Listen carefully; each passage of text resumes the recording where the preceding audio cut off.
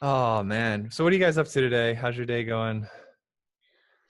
We Been just going talk since and 4 o'clock in the morning. Been going good. Well, I you're haven't you're gotten an any early emails from riser. anyone recently. mm, I'm up, So just reading. so you're an early riser?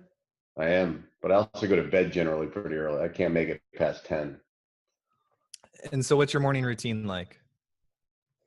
I wake up and usually the first thing I'll do is coffee in the Wall Street Journal. Um, then I'll tackle some email and some other reading, and then by 5:30, 6 o'clock, I work out. Yeah. Where are you working out at? Like you do a run outside or a gym? I have a gym. I built a gym at home, and I have Nice.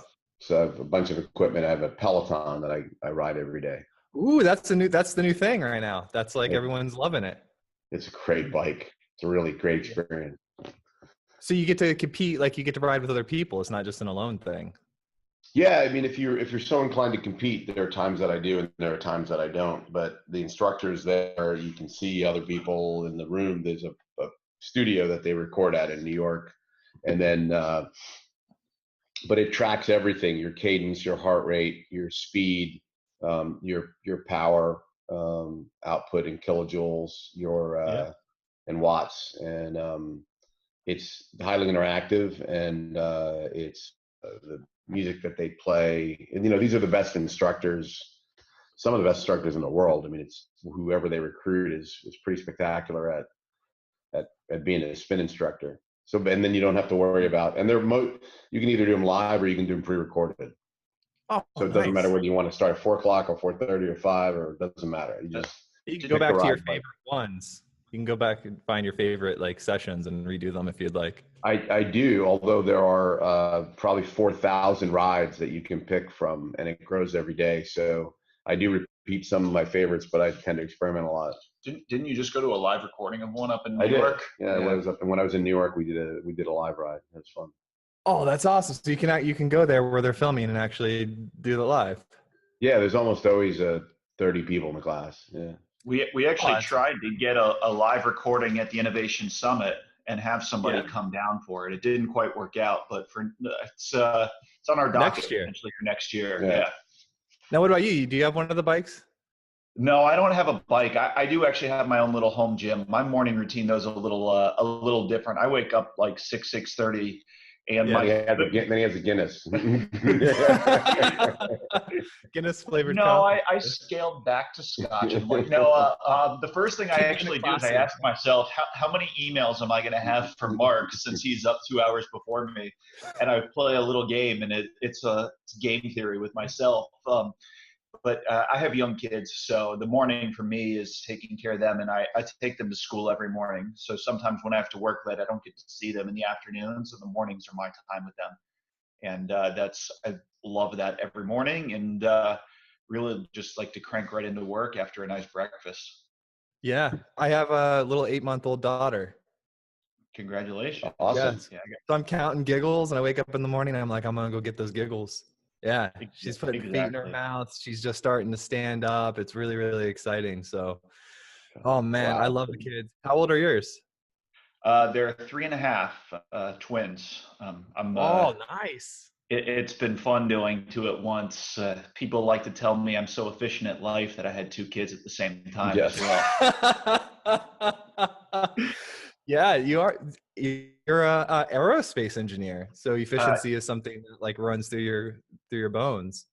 yeah, to the point where it drives people crazy sometimes. But it's the type of thing that drives me, and it motivates me all the time of not just always working harder, but working smarter. Yeah. Is that a good balance? Like, Mark, are you tend to be more on the creative side with like in general, and he tends to be more on the engineering side, or how is it split? Oh, absolutely. I'm no Yeah. engineer. Yeah, I can think of anything. I just can't make it. Yeah, we have a lot of good jokes that go between the two of us about this. About he's the salesperson and I'm the engineer, so he thinks Yeah. the big grandiose ideas. Even though I have a little bit of salesman in me, I find ways to execute it, and it makes for a great team, and it really makes for some really quality output. We balance off each other really nicely. Yeah. along with And our when you're third party, passionate, Andy. yeah, when you're Yeah. passionate about something, you're naturally good at sales. Like when you're very excited about what you're doing, that tends to just sell what, your belief in the project. Yeah, for sure. I couldn't imagine not being excited about something I was representing. It So how wouldn't did you work. meet and how did Synapse come about? They're two different, They're well, they're very slightly different, related, slightly actually. related. Go ahead, Brian. So we met. I started my first company a couple years ago, and that launched me into starting a software development company. And so I was doing that on the side of having a full-time job, and it was kind of fledging along, making a profit and a nice little side hustle. And I went to summer camp with a gentleman named Jesse Mallon, and Jesse had invited me over. He kept saying, "Oh, you got to meet my father-in-law. You got to meet my father-in-law." So finally, Jesse and his wife had a 4th of July party at his mother and father-in-law's house, a nice pool party. So I said, "All right, I'll go over. We got a babysitter for the kids," and finally got a chance to meet his father-in-law, being Marc. And so the two of us started talking, and at the same time, Marc was CEO at Florida Funders, Mhm. running a nice investment fund here locally and really getting it off the ground and getting it rolling in a great way. So we started talking, hitting it off a little bit over a beverage or two, and said, "All right, let's have a meeting." And so we set up some time in a 30-minute meeting in Marc's office, where we started talking about some of the problems with startups and some of the ways that we could help solve some of these problems in the local area and in the Tampa Bay community, which the two of us are very passionate about.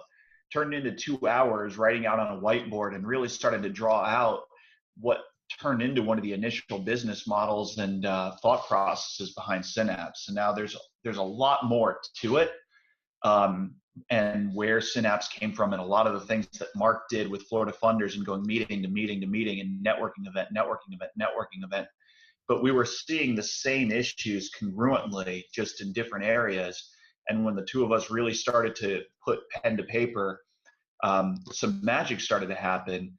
And then the real kicker to it was when Marc started talking to our third business partner, Andy Hafer, who runs a company called Dynamic Communities, where they put communities around Microsoft products. And Andy said, "Well, we just need to make a community around this ecosystem and around innovation that's taking place." And it was a big aha. That's how we have to frame it. That's how this business, as a not-for-profit business, could really start to do something about the problems that Synapse is attempting to resolve. So what is Synapse? So Synapse is it really is an organization. Our tagline is innovation ecosystems connected. And what we're really about is sort of reducing the headwind and the friction that exists in people and organizations trying to find, the right people, the right organizations, the right resources at the right time in these innovation ecosystems. And by innovation ecosystems, I'm really referring to the fact that there's a body of people and resources in a region, depending upon how you want to define the region, the state, the Tampa Bay area, all of West Central Florida. And usually we've sort of identified that there are these 8 roles or personas that interact together to create a thriving environment for startups and entrepreneurs and innovators, and to create business and to have that success. And what we observed is, as it was very difficult to know what was going on and to find the right investor, the right first customer, the right co-founder, the right employee, talent, intern, and people were. It was much of what was being counted on to succeed was brute force and serendipity. And we like brute force and we like serendipity. It's not easy to be an entrepreneur. It's never going to be easy. You've got to have that intestinal fortitude. It's always nice to have serendipity happen. It's just not particularly scalable or always repeatable. So in some ways, Synapse as a a 501c3 nonprofit that runs events and publishing in this platform called Synapse Florida to allow people 7 days a week, 24 hours a day, 365 days a year to be able to connect and find their events, their companies, their opportunities, their innovation challenges, the right service provider. All of those things are on that platform. We're really about sort of scaling serendipity, right? We want people who are on their way here or people who are already here to be able to find, sort of the opportunities based on the thesis that they have. And oftentimes the thesis that someone has for an investment or an idea or a job is based on certain kinds of technologies, certain industries, certain geographies, and it's not just a business, it's not just a startup, it's not just a tech company. So if you looked at the platform that we have, it's very sort of Netflix-like user experience for finding what you're looking for. In some ways, the platform is like Match.com meets Netflix, right? Yeah, but the interesting thing for that was like I just got invited to the platform like 3 or 4 days ago, or I just got an email about it and signed up for it. And I didn't even realize you had a platform. Like to me, you were just the conference, the Synapse conference. And it was very cool what was happening because you had the different wings of the conference. So like, usually all the conferences are about aerospace, right? Engineering. And then you get all aerospace. You guys had these like different wings, these different divisions where you had your sub communities or subcultures as like all the defense technology, right? And it was really unique because those are the people that want to, mix with each other because they can leverage what each other are doing and develop their own little micro community. I thought it was really, really smart. Well, Thank you. And a lot of that actually goes back to the strengths of the Tampa Bay and West Central Florida area. So it was very intentional which industries and technologies were chosen. So defense with SOCOM's head being at MacDill Air Force Base in Tampa. That's so and smart. health tech. There's so much going on between digital health with PureFit, Moffitt Cancer Center, Florida Blue. Blockchain has such a big following here that not as many people know about. But what's that one group? There's a real popular big like blockchain. Block Spaces. Yeah, Block Spaces. And that actually came from somebody just saying, "Hey, I want to start a blockchain meetup." He put a meetup out there and he had 100 people the first time he tried to have this meetup. And then that turned into them wanting to find a co-working space just for blockchain developers, just for those who want to work in blockchain, just for those who want to build blockchain companies. And they had a huge presence at the event. They were one of the most popular sections, and not just talking about cryptocurrency, but their applications in health and in banking and other financial tech, even to the point where DJ Ravi Drums, some of our entertainment, talked about how blockchain is disrupting the music industry. It was really fascinating to hear. That's amazing. Most conferences do focus on an industry or a technology. So there's blockchain conferences, there's AI conferences, there's defense innovation conferences. There's one coming up next week, Suffolk. And they're great. And at some point, if you're in that space, you can go deep in that space and it makes sense to only connect with people who are in the space. But if you think about the idea of how do you create a thriving regional early stage and successful sort of business growth stage ecosystem or region, you've got to spur talent. You've got to attract people to move here. You got to attract people to stay here. You got to attract investors. And so part of the mission of Synapse is visibility. Is to make what has traditionally been harder to find or less visible to make it more visible. And there's so much here. I mean, we had 267 exhibitors at the Innovation Summit, Synapse Innovation Summit, and 247 attendees. I got to tell you that's the tip of the iceberg. We could have had 1,000 exhibitors and 20,000 attendees. Because people were enamored or amazed at what they were able to see. They had like, the common, phrase that we heard is, wow, I had no idea that this was here, or that there Yeah. was so many things going on. Right. Well, and then think about it. They had no idea based on what they saw, but what they saw was simply the tip of the iceberg. There's so much more here that Well, and we all get to come together around location. Like, that's the thing. I mean, I'm a native down here and I'm only 45 minutes from you guys. I was actually up there last night, but it's amazing when you get people that are local to you, because our business is done remote. Yeah. And so when you find people that are in your area and it's like, we get to do business with somebody that's in our area that's doing something cool, like I can go meet with them and actually have an in-person conversation with them. That's real exciting.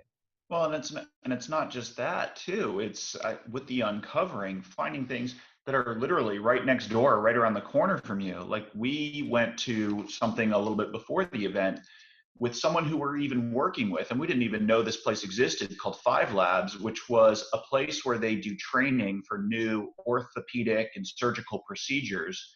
This really amazing facility, top notch, very high tech.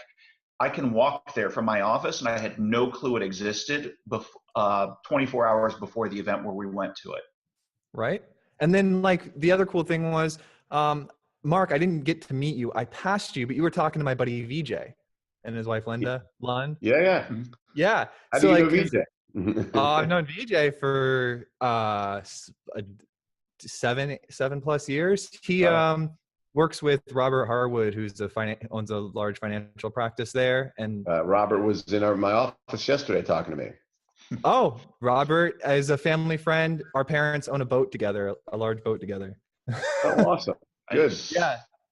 Yeah, it's a small world, but like, because look at what just happened. I know VJ through Robert. I know Robert through his friendship with my parents, and I got to see you interact with VJ, but I missed you because it was just like, it was into the conference day. It was just crazy after all the interviews and everything.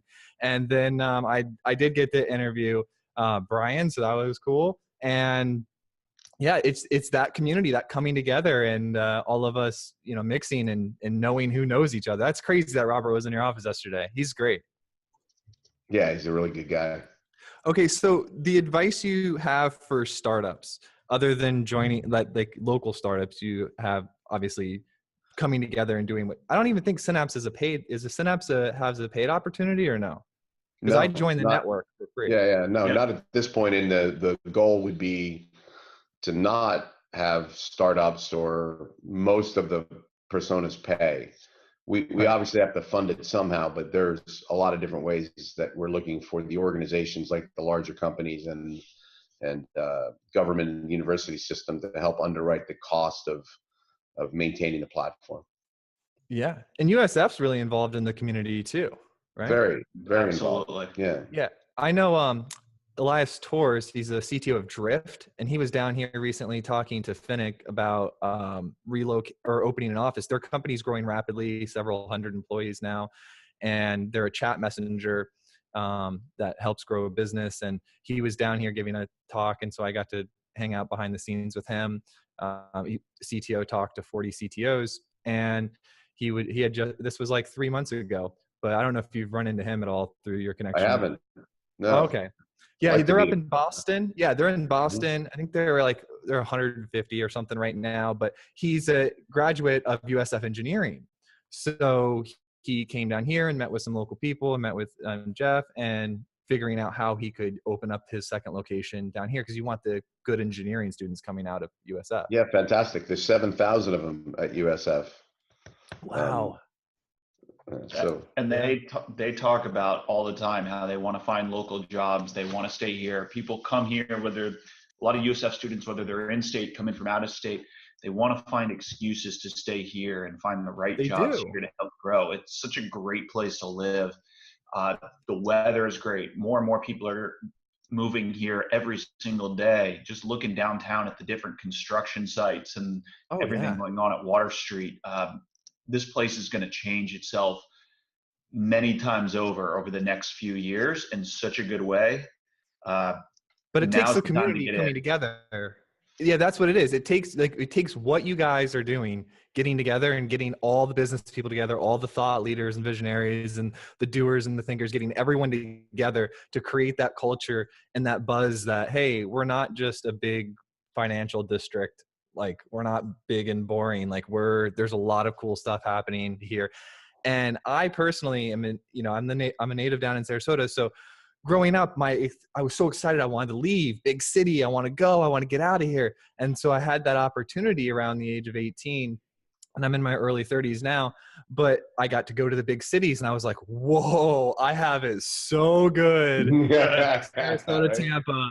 I was like, it's amazing. I was like, this is what you see on the cameramen and women they're very good at capturing the right angles of the big cities. But when you're there, I'm just like, it's cold and a little dirty. I want to go back to Sarasota. It's green and open, and I've got like space, and 99 days or 99% of the time I can just go to the beach, even if it's just to walk on the sidewalk.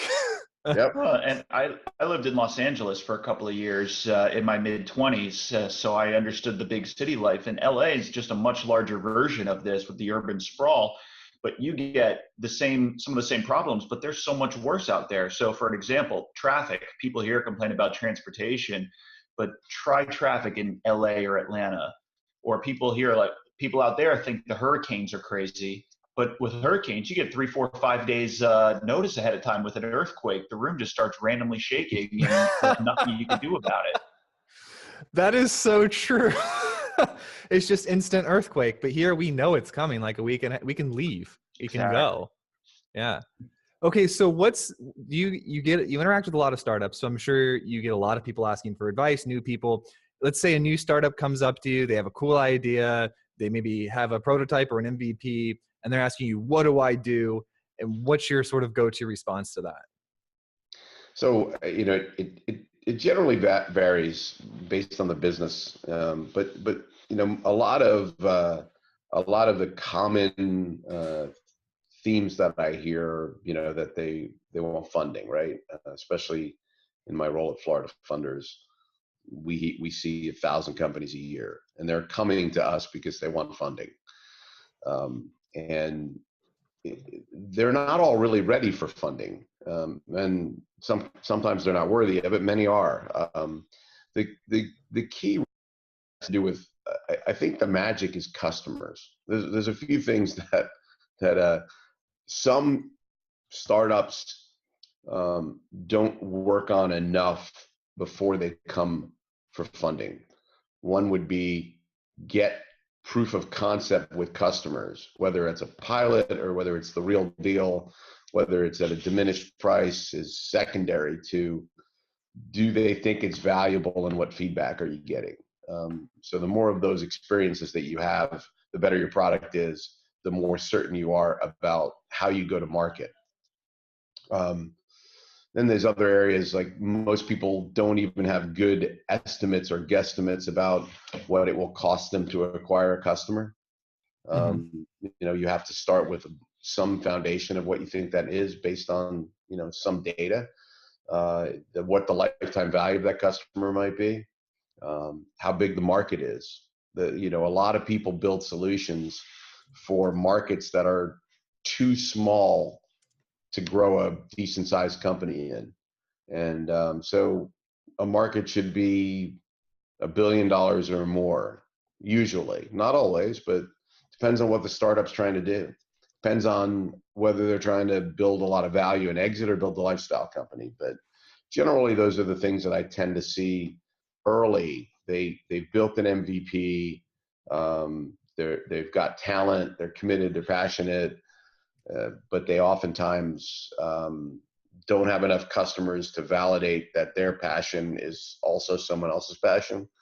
That's it. And that the market is large enough. That the market wants it. Right.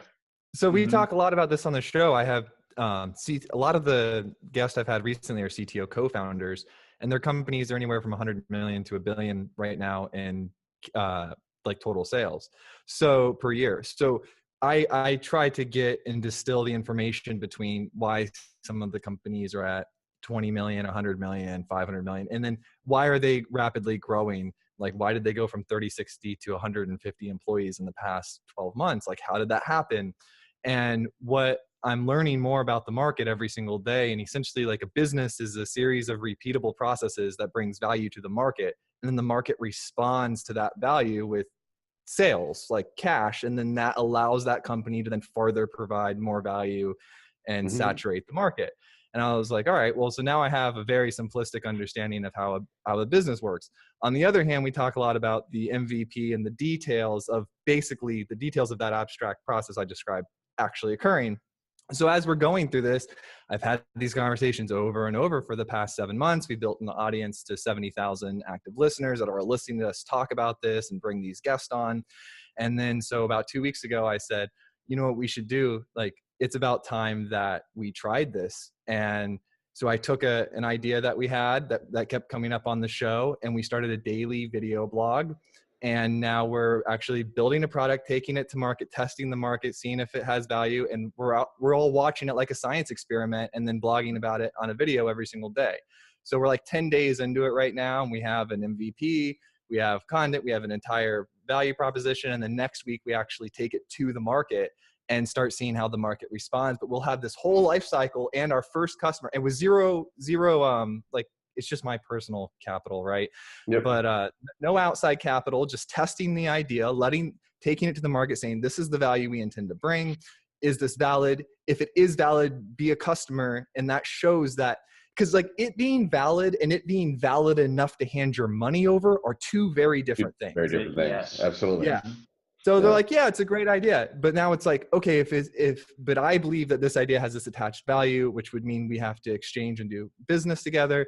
And then that's the tell. That's the thing. They will either say yes, and we'll become customers and support the project early, or they'll say, look, it's just not enough value. And then I'm okay with whatever the market says. Yeah, you have to be. You know, I'm not going to fight the universe, my friend. That takes way too much energy. And I think the universe has a little bit more than I do. So your listeners should follow your advice and do it the same way.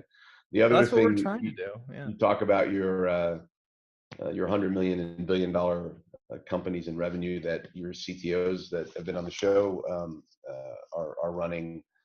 In order for you to be a $100 million company, the total addressable market probably needs to be north of 2 billion. Yep. So it's sometimes I'll hear people talk about, you know, how they're going to get their sales to $100 million, and the entire addressable market might be $200 million. And there are very few companies that can say they own 50% of a market. Sometimes that happens. You know, Google could own the dominant part of search and paid advertising, paid search, but you know, the vast majority of companies never get to double-digit percentages of the marketplace, let alone 50%. So how do you come up with the market size? Like when you say $1 billion more in the market, is that the company's, like, where does that number come from? You know, mostly markets are defined. I mean, every once in a while you have a new market, you can't figure it out, and you have to speculate based on numbers and price of product. But oftentimes the size of like the CRM market, you know, for companies out there, depending upon whether it's US or global, you know, there's a X billions of dollars of spend right now in that category, and it's tracked by Gartner or Forrester or IDC or any number of companies. But there's a spend. There's an advertising spend market. There's a CRM spend, an ERP spend, a enterprise content management system spend, spend in IoT. So what the market's spending on that those segment. kinds of solutions in any capacity. So it's what, you know, that would be the addressable market, you know.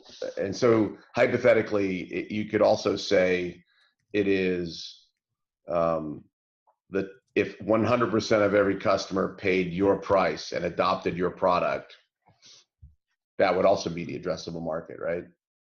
Right. That is okay. Cool. So there's two different ways to look at it. Yeah, and they should match up with reason.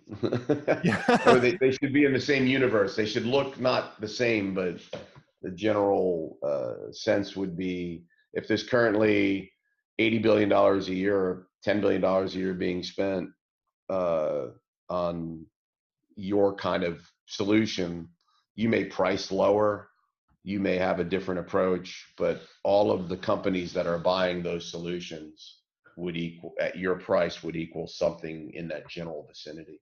Yeah. Probably less, but. And then see, that's like and one of the reasons why we would define this number is for, raising money or the business plan or taking it to market.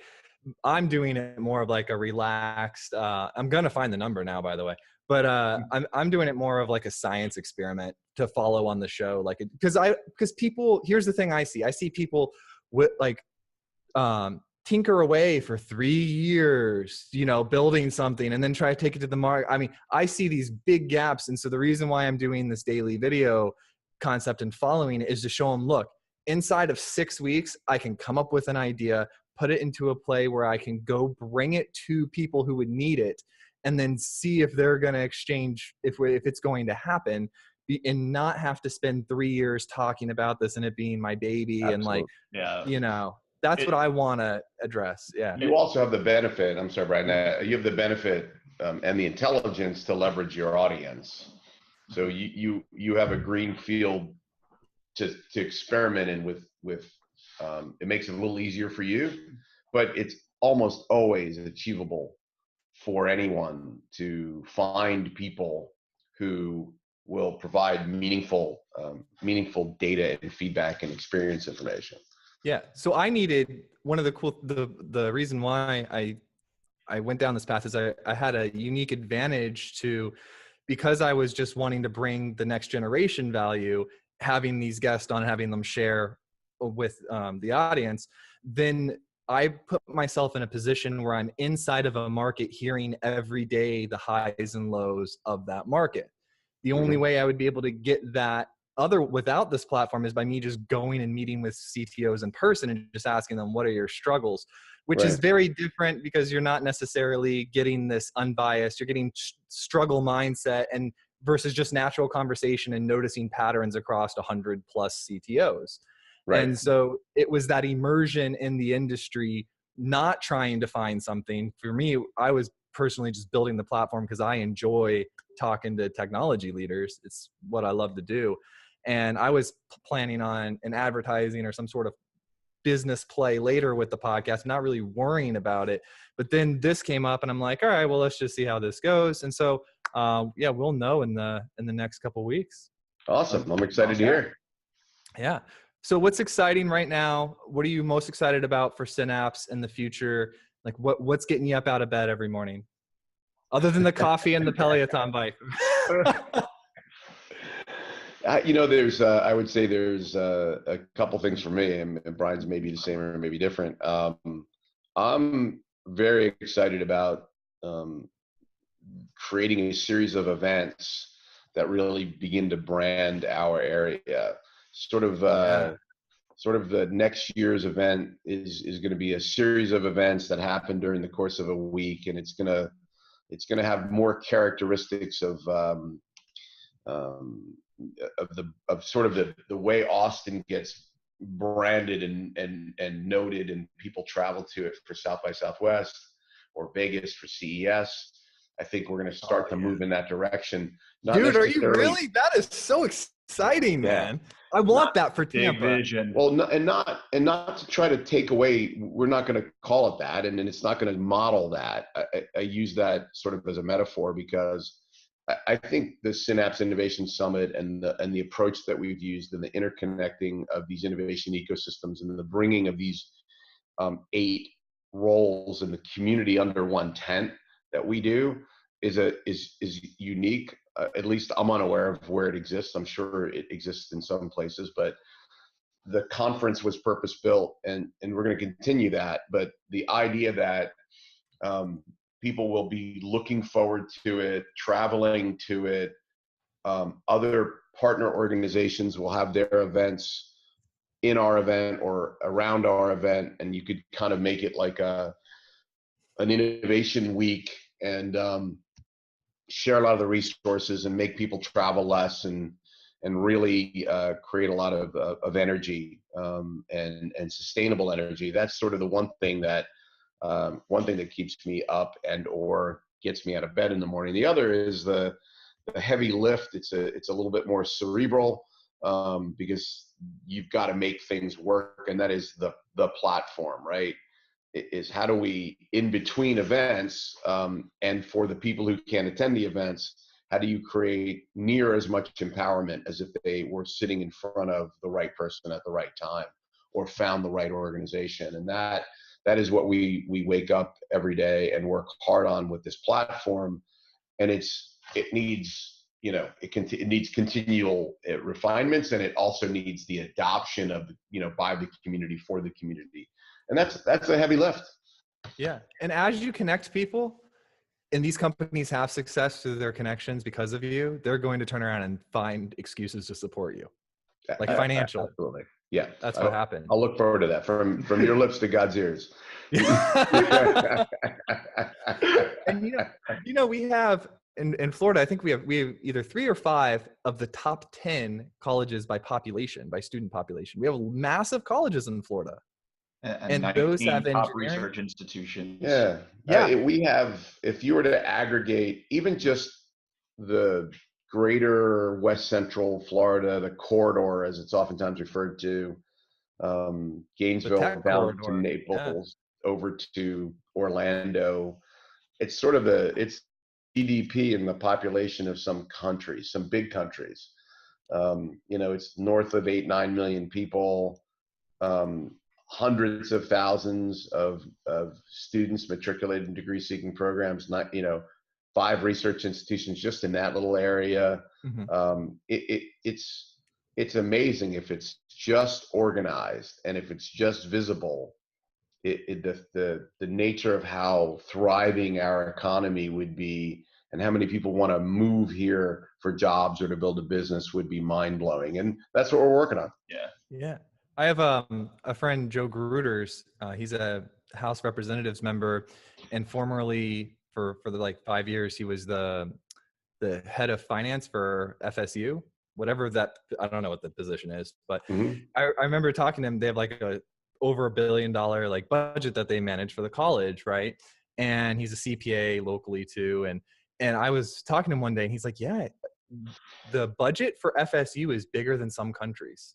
Yeah. Mm-hmm. Yeah, it blew my mind. I was like, "Are you serious?" So I actually looked at it. I was like, I gotta check this. I gotta fact check you, Joe. I always fact check the politicians. Depends on the country. It does, but man, I took up list of countries' GDPs, and there are lots of countries out there, and FSU has a bigger budget than many countries. Yeah, I was blown away by it. Awesome. So, anything else that's on your mind that you want to talk about?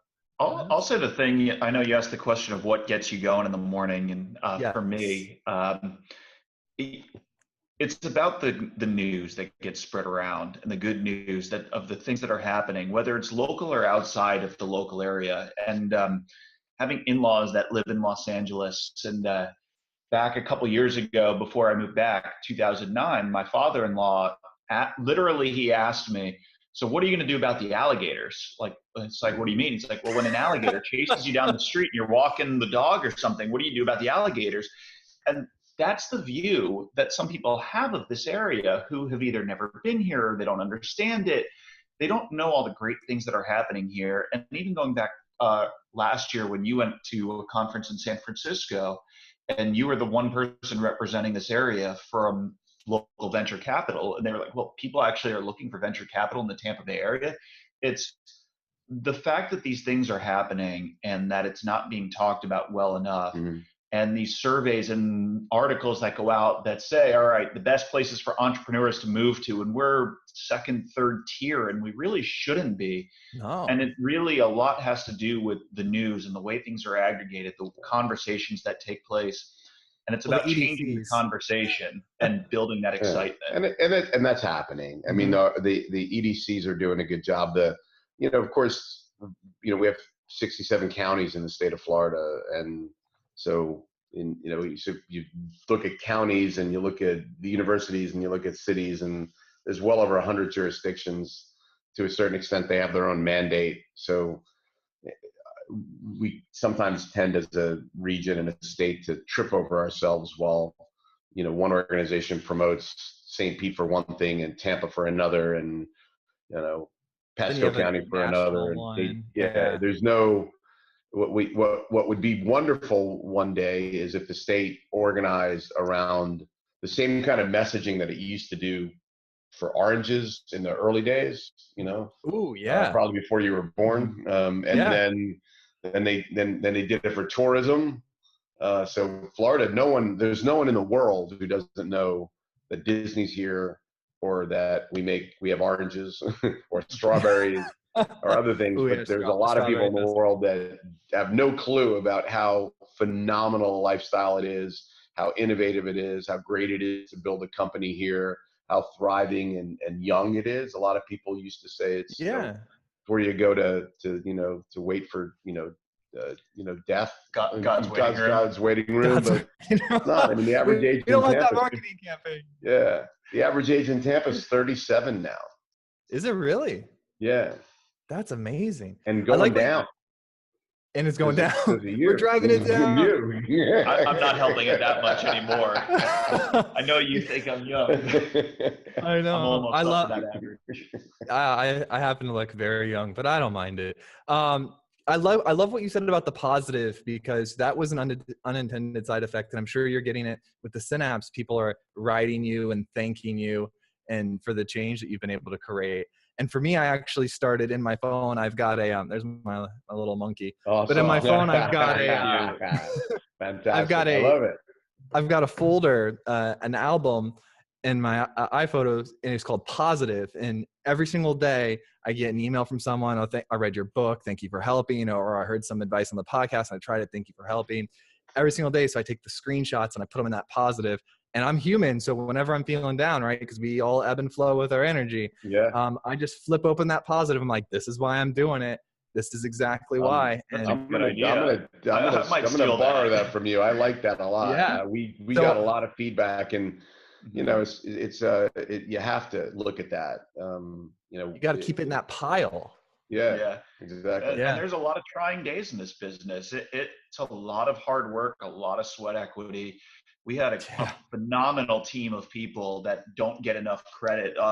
40-something people working almost full time, most of which were volunteers. Yeah. And there were some frustrating days leading up, and there were some very long hours and late nights and early mornings. And to be able to go back to the positive and remember the energy and remember the things that came out of that, it's something I'm probably going to start working on this afternoon. Yeah, absolutely.